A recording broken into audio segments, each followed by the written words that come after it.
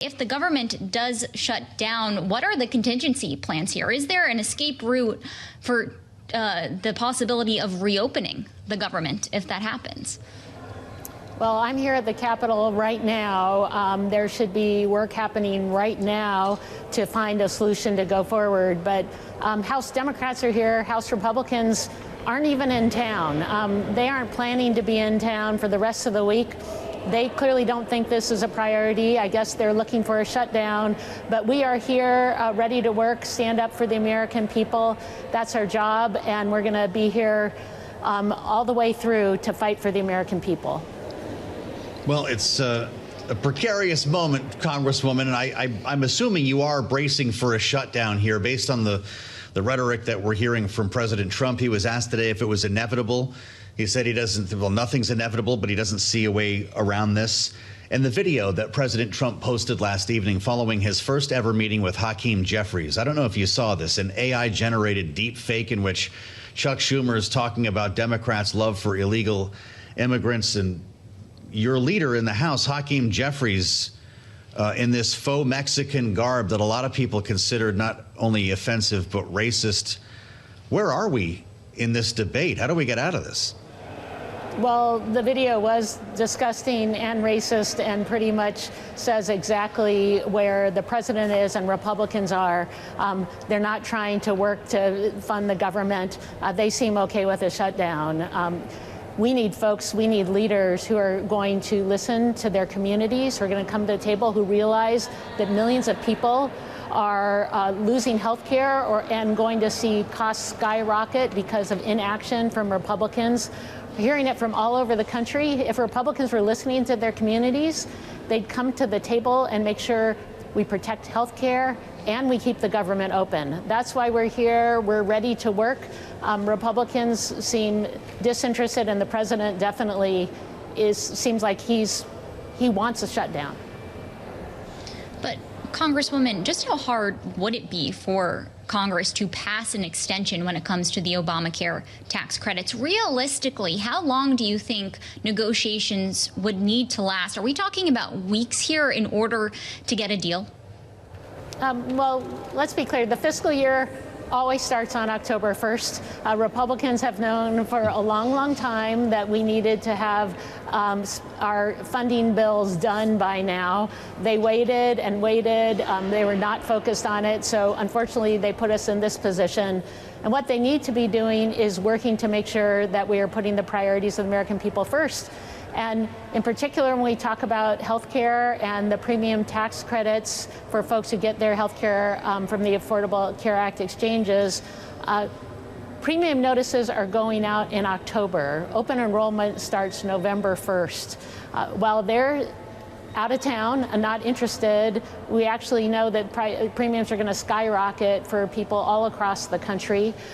In my state, about 80,000 people are expected to lose health care because we're going to see a 65% spike in premiums for folks on the Affordable Care Act because the tax credits are not being extended. This isn't something that can wait till later. This is something that's happening right now. The number one issue across the country that people want to see is costs going down. Affordability is an issue. Republicans are asleep at the wheel. They have done nothing to help address the needs of American families, and their actions have raised costs. Food, health care, housing, all going up under the actions of Republican Congress and this administration. We spoke, Congresswoman, before you joined us with Mike Lawler, your colleague from New York, Republican, of course, serving in a blue state. And I was interested to hear what he said as lines are drawn here, right? Everybody's playing the blame game. He had his own take on this, but also let us know that he was in favor of negotiating around the extension of Obamacare subsidies. It's kind of a different wrinkle on the Republican line that we've been hearing. And I want you to listen to what he said when he joined us today on Bloomberg. Here's Mike Lawler. I think it is foolish to shut down the government. It is going to create chaos in the markets. It will create chaos for the American people, especially those who rely on the social safety net, border security, our military, veterans benefits, et cetera. This is entirely unnecessary and does nothing to actually further the work of the American people. It is pure political posturing by my Democratic colleagues because they are not in the majority. That was just a couple of moments ago, Congresswoman. How would you respond to him? Well, first, I'd respond that Republicans have the majority in the House. In the Senate, they have the White House. They are in charge of everything. If he actually thinks the priority is to support working families, keep the government open, surprised he's not right here in Washington, D.C. We just had a pro forma session. Republicans weren't there. Empty side of the House. We tried to bring up legislation. Republicans refused to recognize Democrats, shut the House down. If he and other Republicans really care about standing up for the American people, keeping the government open, how come they're not even here? Well, I am curious about perhaps what we're seeing as a messaging battle playing out when you had President Trump today over an hour speaking with reporters from the White House and announcing this initiative to lower some prescription drug costs when it comes to this agreement between Pfizer and also Medicaid. What do you make of that messaging and that push as the administration is trying to say that they're going to lower healthcare costs, and healthcare really is at the center of this debate on the future of government funding? First of all, I don't think we have any information on what he's planned. He's also talked about doing 100% tariffs on pharmaceuticals. So I don't know where he stands there at all, but I do know that he is not fighting to make sure that we are protecting health care across this country. It's actions of his administration. It's the big, ugly bill that he supported that has cut health care across this country. Millions of people losing health care. That's a terrible decision for our communities. It's also a terrible fiscal decision. We have hospitals already laying off people, rural hospitals that can close, services being pulled back because folks are concerned about where the resources are to help support our healthcare system. When we have more and more uncompensated care, more people are using the emergency room, that raises costs for everyone. So if you care about healthcare, you wouldn't have supported the legislation they put in place, slashing Medicaid, $500 billion cuts to Medicare, now letting the tax credits expire for the Affordable Care Act. All of this, we're hurting the American people. People are outraged across the country. If you want to help, come to the table, fix the mess that you made, and let's put the American people first. Congresswoman, we've seen when it comes to the extension of Obamacare subsidies, and I want to ask you this question as not only a member of Congress, but as chair of the Democratic Congressional Campaign Committee. It is your job to get Democrats elected to the House. I'm looking at polling from Republican pollster Tony Fabrizio, who warned months ago, warned Republicans about what some are now calling the Obamacare cliff, that if these extensions were not made, it would in fact mean the difference in the midterm elections. From a Machiavellian point of view here, is that one way that you see Democrats returning to the majority in the House if this is not handled properly? Well, that's another reason why this isn't, just justifies why this isn't such an important issue for the American people.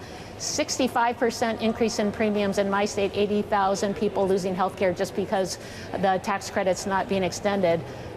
This impacts communities all across the country. So we have to put the American people first. Republicans haven't. Number one issue, costs going up across the country, tariffs, the big ugly bill. Republicans continue to raise costs, are not making a priority to lower costs. Is that a campaign issue? Absolutely. Democrats are running 15 points ahead in special elections across the country. We have great candidates who are going to put American families first, and it's a big reason why we'll take back the House next year.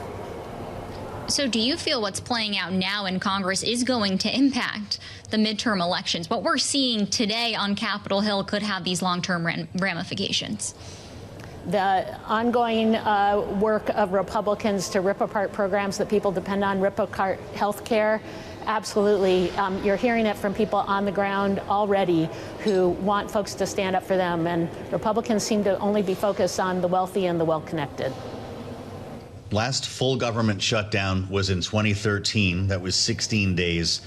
The record was in 2018, of course. In that case, I guess we call it a partial shutdown. The Pentagon and other agencies were funded. Congresswoman, there are a lot of Democrats who have worried if this happens, we don't have a plan to reopen it. And then you see Russ Vought on the other end of Pennsylvania Avenue. And many are wondering what would be more detrimental to Democrats and to the country in this case, a shutdown or mass layoffs of federal workers that could follow a shutdown. That's a pretty tough decision to make. How do you see it? I think actually you've described exactly where Republicans are.